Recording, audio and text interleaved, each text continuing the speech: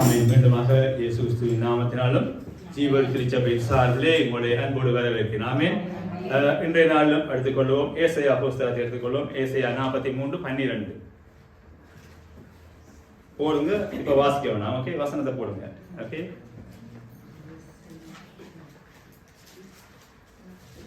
ஏசாயா 43:12. நானே அறிவித்து கற்பித்து விளங்க பண்ணினேன், உங்களில் இப்படி செய்யத்தக்க அந்நிய தேவன் இல்லை. நானே என் தேவன் என்பதற்கு நீங்கள் எனக்கு சாட்சிகள் என்று கர்த்தர் சொல்லுகிறார். ஆமென். மீண்டும் கர்த்தருக்கு நன்றி சொல்லுவேன். இந்த வார்த்தை கொடுக்க சமூகத்திலே கொடுத்த கிருபைக்காய் நன்றி. இந்த வசனத்தை சவரி வாச்சது போல நானே தேவன் என்பதற்கு நீங்கள் சாட்சிகள். ஆமென். ஆமென். நீங்கள் சாட்சிகளா இருக்கிறீங்களா? ஆமென். கர்த்தரை ஸ்தோத்திரம். அது நல்ல விஷயம். ஆமென். ஏன்னு சொன்னால் இன்றைய நாட்களிலே சாட்சிகள் குறைந்து போகிற நாட்களாக இருக்கிறது. நீங்கள் உலகத்தில் எங்க போய் பார்த்தாலும் சாட்சிகள் எங்க குறைவா இருக்கு? கிறிஸ்தவ சபைகள்ல குறைவா இருக்கு. ஆமென். இன்னைக்கு செய்திகள் நீங்கள் பல முகமா கேட்கலாம். இன்னைக்கு ஜீவோடு திருச்சபையிலே நீங்க செய்தி கேட்கலாம், சனிக்கிழமை கேட்கலாம், ஞாயிற்றுக்கிழமையும் செய்தி கேட்கலாம். எக்ஸ்ட்ரா ஊழியக்காரர் சின்ன சின்ன ஷார்ட் வீடியோ எல்லாம் எடுத்து போடுறாங்க. நம்மளுக்கு எதற்காக போடுறாங்க? நீங்கள் சாட்சிகளாக வாழும்படியும் இருக்கும்படியும். ஆமென். ஆமென். இன்றைக்கு உலகம் பல கோணல்களாக மாறிக்கொண்டிருக்கிறது. ஆமென். டெக்னாலஜி மாறிட்டு ஏஐக்கு வந்தாச்சு. நீங்க சில செய்திகளை நீங்கள் உண்மையான செய்திகளை ஏஐ மூலம் அறியலாம். சில செய்திகளை பொய்யான செய்திகளை உண்மையான செய்திகளாக மாற்றிக் கொண்டிருக்கிறது. ஆனால் சபைகள்ல உண்மையான செய்தி வேதம் கொடுக்கப்பட்டதுக்கு, ஆனால் என்ன பின்மாற்றமான செய்திகளை விதைத்துக் கொண்டு வருகிற காலங்களும் வந்து கொண்டிருக்கிறது. அப்ப நாங்கள் என்ன செய்யணும்? நாங்கள் சபைகளுக்குள்ள சனியும் ஞாயிறும் கர்த்தரை தேடி போய் அல்லது ஆன்லைன்ல நாங்கள் ஆராதனை பார்த்தால் போதுமா? போதுமா? இல்லை. என்ன அப்ப கர்த்தருடைய சமூகத்துக்கு போனால் போதுமென்று இல்லை. அப்ப நாங்கள் சாட்சி உள்ள வாழ்க்கை வாழ வேண்டும். ஆமென். கிறிஸ்தவர்கள் சாட்சி உள்ள வாழ்க்கை வாழுங்கன்னு சொன்னால் சபைகள்ல நல்ல வெண்ணிற உடை அணிந்து வருகிறார்கள், நல்ல கை காட்டி வருவாங்க. தலைக்கு மொட்டாக போடுவாங்க பெண்கள்னு சொன்னா அதுவும் அறகுறையா போடுவாங்க. அப்படி அரைவாசியில அது ஒரு ஸ்டைல் அது தவறுதலா ஏதோ ஒரு விதத்துல செய்யறாங்க. ஓகே, அது ஓகே, அது மட்டும் போதாது. முன்னாடி போயிருந்து கர்த்தருடைய வசனத்தை சொல்லி அல்லது கர்த்தருடைய பாடலை பாடி எத்தனையோ காரியங்களை செய்தாலும் அது போதாது. கர்த்தருக்கு சாட்சியாய் வாழ வேண்டும். இன்றைய சகோதரன் பாடின பாடல்கள், எல்லா பாடல்களையும் நீங்க பாத்தீங்களா? முதலாவது பாடல், எங்களுடைய வாழ்க்கை நாட்டமாக இருந்த வாழ்வேன ஆண்டவர் எப்படி மாற்றினார்? பரிசுத்தமாக மாற்றினார். ஆமென். எதற்கும் தகுதி இல்லாத எங்களை கர்த்தர் தெரிந்து கொண்டார். ஏன்? எதற்காக எங்களை தெரிந்து கொண்டார்? அப்ப நாங்கள் அதற்கு சாட்சியுள்ள பிள்ளைகளாய் வாழும்படியும். ஆமென். அப்ப கர்த்தருடைய வசனம் சொல்றது, நீங்களே எனக்கு சாட்சிகளாய் இருப்பீங்க. என்னன்னு சொன்னால் அவர் அதாவது ஒரு மாதிரியாக வாழ்ந்துட்டார்.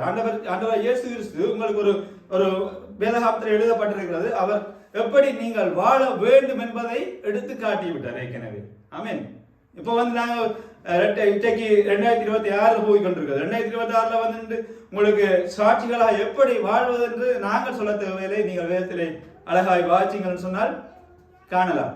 சத்தியத்தை நீங்கள் அறியுங்கள், சத்தியம் உங்களை விடுதலையாகும். அப்ப நீங்கள் சத்தியத்தை நீங்கள் சரியாக அறிந்தீங்கள் சொன்னால் நீங்கள் எவ்வளவு சாட்சியாய் வாழலாம். இன்னைக்கு வேதத்தை நீங்கள் சரியாக ஆழமாக நீங்கள் இருக்கிற சத்தியத்தை நீங்கள் மேய்ந்து கொண்டீர்கள் சொன்னால் நான் 100% சொல்லுவேன், நீங்க சாட்சியுள்ள பிள்ளைகளாய் வாழலாம். நீங்கள் வெண்ணிற வஸ்திரம் தான் அணியோனும், அல்லது நெத்தியில பொட்டு வைக்காத, இல்லாட்டி தோடு போடாத, அதெல்லாம் பிரகாரியம். உள்ளான இருதயம் பரிசுத்தமாக ஆவிட்டால் நீங்க எதை செய்தும் பிரயோசனம் இல்லை. ஆமென். நான் பிரைஸ் லார்ட் என்று சொல்லி சபைக்குள்ள ஒரு பிரயோசனம் இல்லை. என்று சொன்னால் கர்த்தர் தெரிந்து கொண்ட பாத்திரம் நாங்கள் மாறணும். ஆமென். அதான் வசனம் சொல்லுவது, மனிதன் நாளுக்கு நாள் மாறுகிறார். எத்தனை காலங்களுக்கு மாறிக்கொண்டிருக்கிறோம்? எத்தனை காலங்களுக்கு நாங்கள் சாட்சிகளாய் வாழும்படியாய் வருகிறோம்? ஆமென். இன்றைக்கு பாருங்க, ஒருவர் மரித்து விட்டாருன்னு சொன்னா, மரித்து விட்டாருன்னு சொன்னால் அவருடைய வாழ்க்கை என்ன? அவருடைய மரித்த பிறகு நாங்கள் போய் அவர் அதை செய்தார் இதை செய்தார்னு சொல்லி அநேக சாட்சிகள் சொல்றாங்க. சில இடங்களில் நீங்க மரண அறிவித்தலுக்கு போனீங்கன்னு சொன்னால் அங்கே நிறைய சாட்சிகளை நீங்கள் கேட்பீர்களா இருக்கு. அப்ப சாட்சிகள் நாங்க மரிச்சா பிறகும் சாட்சிகளாய் வாழணும் என்ன. அப்ப அதுக்கு நாங்க என்ன செய்யணும்? நிறைய நாட்கள்ல நாங்க வாழுகிற உலகத்திலே சாட்சிகளாய் வாழணும். ஆமென். ஏன்னு சொன்னால் கர்த்தர் உங்களை ஒவ்வொரு நிறுவனங்களாய் தெரிந்து கொண்டார். ஆமென். பல உங்களுடைய ஃப்ரெண்ட்ஸ் மத்தியோ பார்த்துட்டா ஓகே அவன் எனக்கு தெரியும் எப்படி சாட்சியா வரான். பாமஸ் எனக்கு தெரியும் அவங்க சாட்சியா வாழ்றாங்க. பிரதர் பாத்தீங்கன்னா எனக்கு தெரியும் சாட்சியாய் வாழ்றாங்கன்னு சொல்லி சாட்சிகளாய் சொல்லுகிறவர்கள். இப்ப நீங்க ஒருவர் மரித்து போயிட்டாருன்னு சொன்னால ஒரு உதாரணத்துக்கு சரியான பொருளாதாரமா இருக்கிறான் இல்ல அவனால பெரிய விடலா இருக்கிறான்னு சொன்னால் அவனுக்கு என்ன சாட்சி? சாட்சி இல்லைன்னு. அப்ப ஒரு மனுஷன் நல்ல வழியாக வாழ்கிறான்னு சொன்னால் அங்கே சாட்சிகள் அநேகம் உண்டு. ஆமென். உங்களுக்கு அக்கம் பக்கத்தில் இருக்கிறவங்க சாட்சி சொல்லுவாங்க, சபையில் இருக்கிறவங்க சாட்சி சொல்லுவாங்க, அநேக காரியங்கள் உண்டு. ஆமென். ஏன்னு சொன்னால் இயேசு கிறிஸ்து உங்களையே தான் சாட்சியா வைத்திருக்கிறார். எப்படி நீங்க அதாவது புறஜாதி ஜனங்களை நீங்க எப்படி ரட்சிப்புல கொண்டு வருவீங்க? அதாவது உங்களுடைய வாழ்க்கை தான் அவர்களை சாட்சியா கொண்டு வரும். நீங்க போய் வசனத்தை சொல்லாவிடிலும் அட இவங்கெல்லாம் சாட்சியா வாழ்றாங்க, அப்ப நான் இங்க போய் பார்க்கணும் என்ன செய்யறாங்க அவங்க, சாட்சியுள்ள வாழ்க்கை வாழ்றாங்க. எப்படி நெருக்கம் வந்தாலும் இந்த உலகத்துல எவ்வளவு நெருக்கம் வந்தாலும் அவங்க சரியான வழியில போறாங்க. ஆமென். அப்ப சரியான வழியில நீங்கள் போகிற வேளையில வெளியில இருக்கிற ஜனங்கள் உங்களை தேடி வருவார்கள். உங்களை அல்ல கர்த்தரை தேடி வருவார்கள். நீங்கள் தான் கர்த்தருடைய சரீரமா இருக்கீங்க. வசனம் சொல்லுது அவரே தலையா இருக்கிறார், நாங்கள் சரீரமா இருக்கிறோம். ஆமென். அப்ப உங்களை தேடி வருகிறவர்களா இருப்பார்கள். ஒருவேளை உங்களுக்கு சூழ்நிலைகள் நெருக்கமா இருக்கலாம், மற்றவர்கள் அதாவது உலகமா இருக்கிறவர்களுக்கு சூழ்நிலை நெருக்கம் கஷ்டம் கண்ணீர் இருக்கலாம். உங்களை தேடி வருகிற வேண்டும் என்று சொன்னால் நீங்கள் சாட்சி உள்ள பிள்ளைகளாய் வாடுகிற வேண்டியதுதான் தான் உங்களை தேடி வருவார்கள். ஏன்னு சொன்னால் அவருடைய நாமத்தை நீங்கள் மகிமைப்படுத்தும்படிதான் உங்களை தெரிந்து கொண்டார். ஆமென். வேதம் அழகாய் சொல்கிறது, நீங்கள் என்னை மகிமைப்படுத்தும்படியே தான் தெரிந்து கொண்டேன். அவருடைய சாட்சிகளை வாழ்வதற்கு. ஆமென். இன்னைக்கு நாம வாழ்வது இந்த உலகம் கந்தலும் குப்பையுமானதுதான். அது 100% தெரியும். எங்க போனாலும் தவறான காரியங்கள் உண்டு. ஒருவேளை உங்களோட 10 ஃப்ரெண்ட்ஸ் இருந்தாலும் நல்ல ஃப்ரெண்ட்ஸா இருந்தாலும் அதுல ஒரு ஃப்ரெண்ட்ஸ் சில வேளையில ஒரு குழப்பவாதியா இருக்கலாம், ஏதோ ஒரு காரணம் இருக்கலாம். ஆனால் நீங்கள் சாட்சியா வாழுகிற வழியில் அவன் அந்த பிழையை செய்யாமல் மனம் திரும்புவான். ஆமென். அப்ப நாங்கள் சாட்சிகளாய் வாழணும். ஏனென்றால் நாங்கள் மாதிரிகளாய் வாழணும். இன்னைக்கு சபைகள்ல இப்ப நான் இங்க வர நான் ஒரு பிழை விட்டுட்டேன்னு சொன்னா முழு சபைக்கும் அது பெருமை. ஏன்னு சொன்னால் அவங்க சொல்லுவாங்க சேர்ச்சிக்கு போறார் இவர் அங்க விளையாட்டு அன்றைக்கு பொதுவா எல்லாருக்கும் தான் அந்த பேருடைய கெட்ட பேர் வருது. ஆமென். இன்னைக்கு நாங்க புலவிட்டோம்னு சொன்னால் முதலாவது சபையில் இருக்கிற ஊழியக்கார பெரியவர்களுக்கு தான் சொல்லுவாங்க இப்படி நாளின் இவ்வளவு படிப்பிக்குது, பாஸ்டர் இவ்வளவு பிரசங்கம் செய்கிறார், ஆனால் இந்த மகன் சாட்சி இல்லையேன்னு சொல்லி வருகிற வழியில. அப்ப அதற்கு மேலாக அவருடைய நாம கர்த்தருடைய நாமம் என்ன செய்யப்படுது? மயப்படுதா? இல்லையே. நாம சாட்சி இல்லாத வாழ்க்கை வாழ்கிற வழியில அவருடைய நாமமும் மயப்படாது. ஆமென். அதான் சொல்லுவாங்க குருடனோடு சேர்த்து குருடனும் அப்படிதான் உடனே குருடன் வழிகாட்டலுமா? இல்ல, நாங்கள் குருடனாயிருந்தா மற்றவனுக்கு வழிகாட்ட முடியாது. ஆமென்.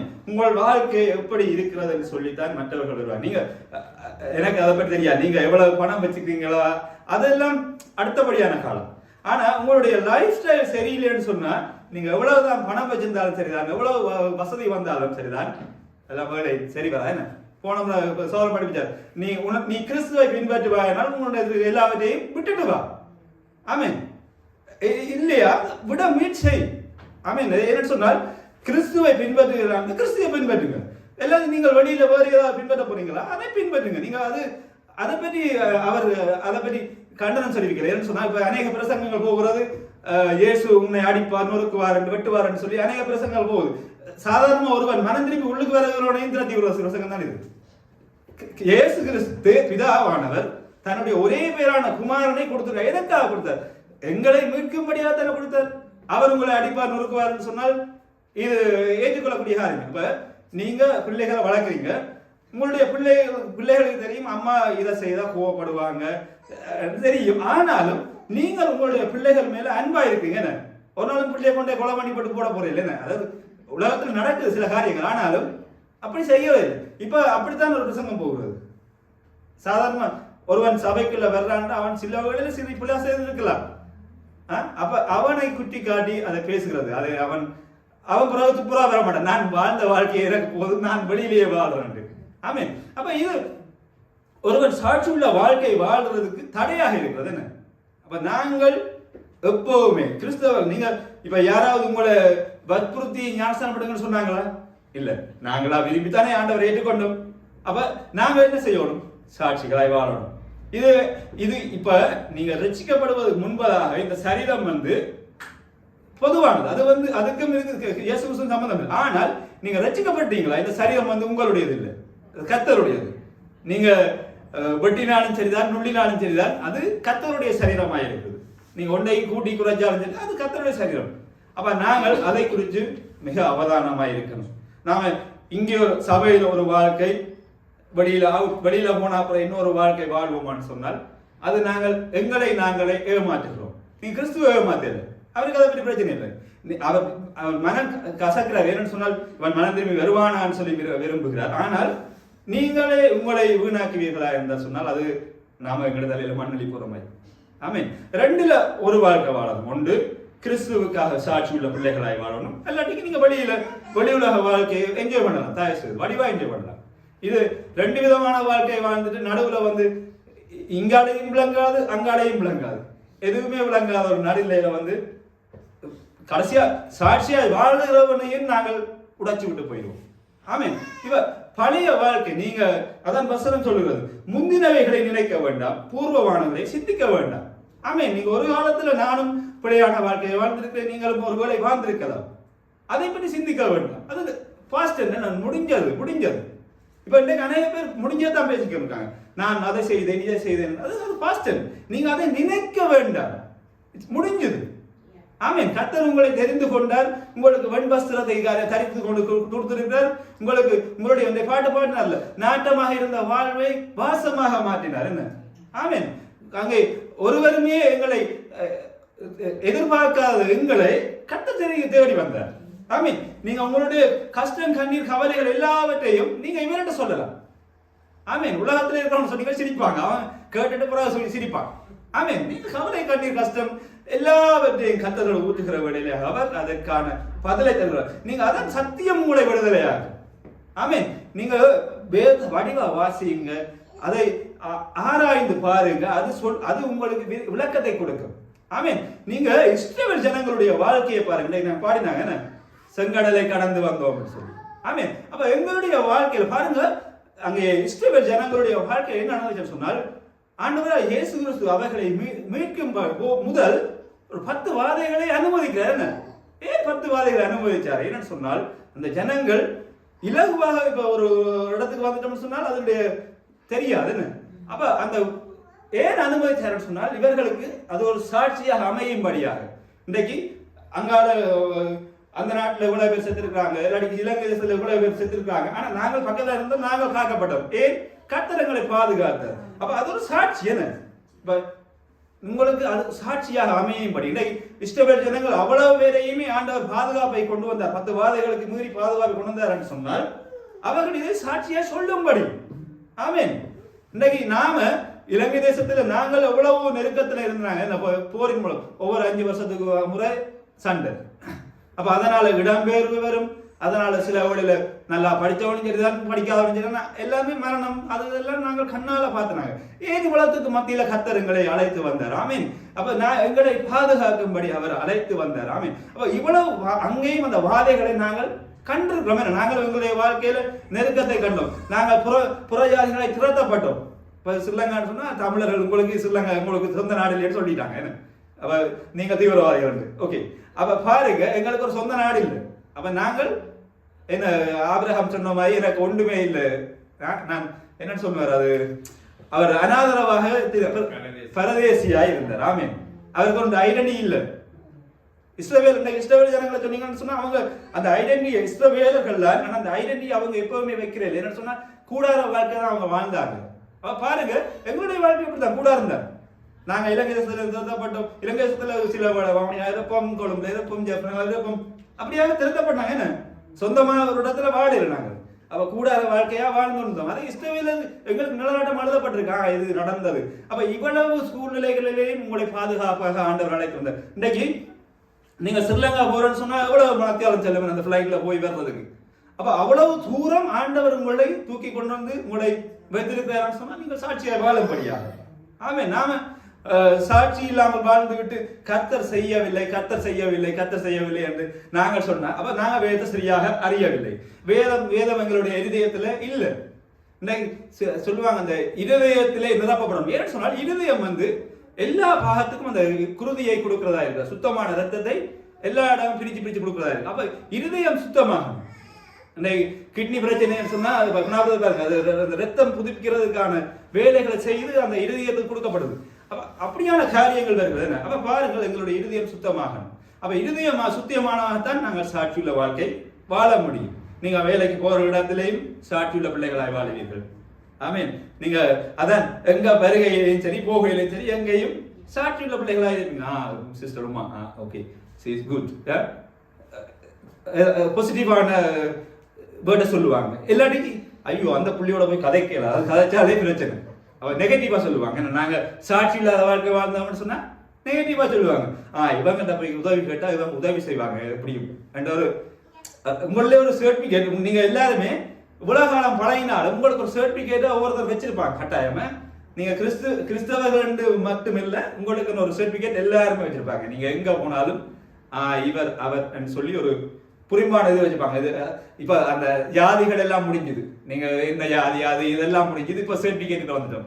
ஓகே, கிறிஸ்தவர்களாகிய இப்ப அனைவருடைய காரியம் அப்படித்தான். அப்ப இஸ்ரவேல் ஜனங்களும் இப்படித்தான் விடுதலை இல்லாமல் நெருக்கத்தோடு இருந்தாங்க. 10 வாதைகளை கொடுத்தாங்க. அது முடிஞ்சு இப்ப எல்லாம் கூடி இருந்தாச்சு. கூடி வந்தா பிறகு பாருங்க, பார்வோன் அப்பவும் விடையில திரட்டி கொண்டு வராங்க. இவங்களை அவனுக்கு அந்த மனம் கேட்கல, இவங்களை விடக்கூடாது.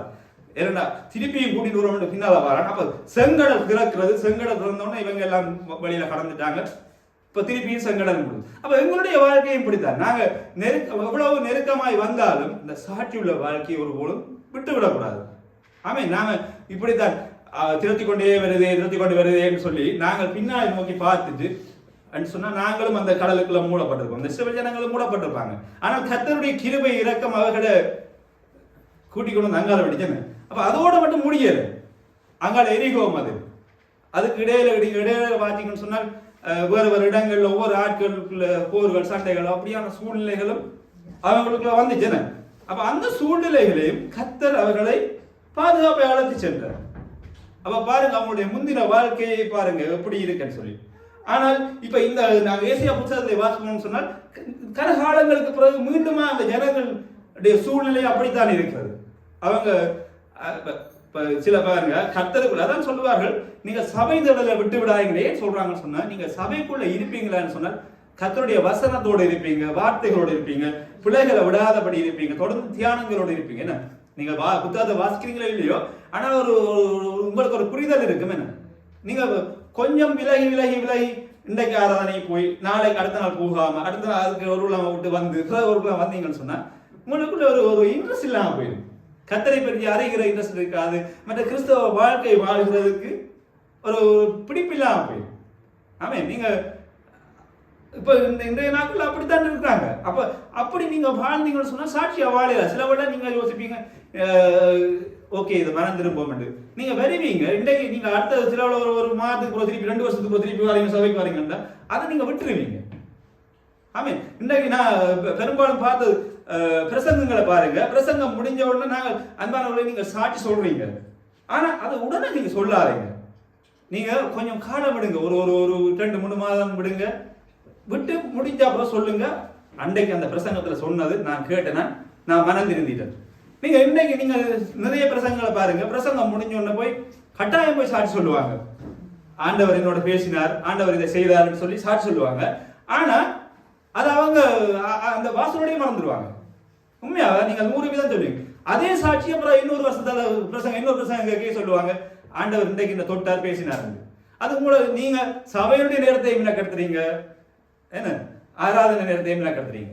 ஆமீன். அப்ப பாருங்க, நீங்கள் மனம் திரும்பி விட்டு சாட்சிகளை சொல்லுங்க. இல்லாட்டி சாட்சிகளை வாழுங்க. நீங்க சாட்சி சொல்ல வேண்டிய அவசியமே இல்லை. இன்னைக்கு கூடுதலான ஆராதனை பாருங்க ஆன்லைன்ல போடுவாங்க, ஆனா சாட்சி நேரத்தில் வந்து நிப்பாட்டிடுவாங்க. ஏன்னா அது மற்றவர்களுடைய சாட்சி வாழ்க்கையை இடரலாக்கி விட்டுரும். இப்ப நாங்க எங்களுடைய உதாரணத்துக்கு எங்களுடைய பிரச்சனைகளை சொல்றது சாட்சியை பயன்படுத்துறோம். ஆமீன். அப்ப அது சாட்சி உள்ள வாழ்க்கை. நீங்க ஒரு பிரசங்கத்தை கேட்குறீங்க, கேட்டுட்டு நீங்க மனம் திருந்துங்க. ஆனா அது வந்து கர்த்தருக்கும் உங்களுக்கும் உள்ள பிரச்சனை. ஆமீன். இன்னைக்கு சௌரன் சொல்றான், நீ கர்த்தரை பின்பற்ற போறியா, நீ எல்லாவற்றையும் விட்டுட்டு வான்னு சொன்னா நீ விட்டுட்டு போக வேண்டியது. அதை போய் சாட்சியை சொல்ல வேண்டிய அவசியம் இல்லை. கர்த்தர் என்னோட பேசினார், என்ன கர்த்தர் என்னோட பேசினார், ஓகே நானும் கர்த்தரும் ஒப்புரவாகணும். நான் ஓகே எனக்கு குடிப்பழக்கம் இருக்கு, சிகரெட் பழக்கம் இருக்கு, நான் விட்டுட்டேன். அதை நீங்கள் கர்த்தருக்கும் உங்களுக்குமான தனிப்பட்ட ரீதியான பிரச்சனை. நீங்க கர்த்தரோட பேசுங்க, ஆண்டவரே நான் எனக்கு இந்த பழக்கம் இருந்ததுதான், ஆனா நான் அதை விட்டுட்டேன், இனிமே நான் செய்ய மாட்டேன்னு சொல்லி நீங்க கர்த்தரோட ஒப்புரவாகுங்க. இப்ப அதை போய் நீங்க சாட்சியா முன்னுக்கு போயின்னு சொல்ல தேவையில்லை. ஆமே நாம இந்த பாவம் செய்தேன் அந்த பாவம் செய்தேன் அதெல்லாம் நோ. நீங்க மனம் திரும்புங்க, மாறுங்க, பிறகு சாட்சியா சொல்லுங்க, இல்லாட்டி வாழுங்க. ஆமீன். அது கர்த்தருடைய நாமம் மகிமைப்படும். இன்னைக்கு வேதத்துல பாருங்க, ஆபிரகாமை குறித்து சொல்லுவார்கள். ஆபிரகாம் ஒரு சாட்சி உள்ள வாழ்க்கை வாழ்ந்தார். என்ன கர்த்தர் சொன்னார், அதை அதன்படி செய்தார். போ எழுந்து போவென்றால் போனார், அவ்வளவுதான். செய்யண்டா செய்தார். ஆமீன். இன்னைக்கு நோவா பிள்ளை கட்டினார். நோவா குறித்து பாருங்க, நோவாவுக்கு கர்த்தர் சொன்னார், அவர் செய்தார். அது சாட்சி உள்ள வாழ்க்கை. ஆமீன். நாம கேட்டு அதை கிரியை செய்யணும், கிரியை செய்து போட்டு அதை நாங்க மற்றவர்களுக்கு முன்மாதிரியாய் காட்டிக்கொள்ளணும். அவ்வளவுதான் காணும். அதுதான் உங்களுக்கு கர்த்தருக்கு உள்ள பிரச்சனை. நீங்க சபையில முன்னுக்கு போயிருந்து சொல்லாதீங்க, அது வந்து வீணான சாட்சி. இன்னைக்கு நீங்க ஏதாவது வியாதி வந்தா நீங்க மருந்தெடுக்கத்தான் போயிடுங்க, அதை நான் இல்லைன்னு சொல்லல.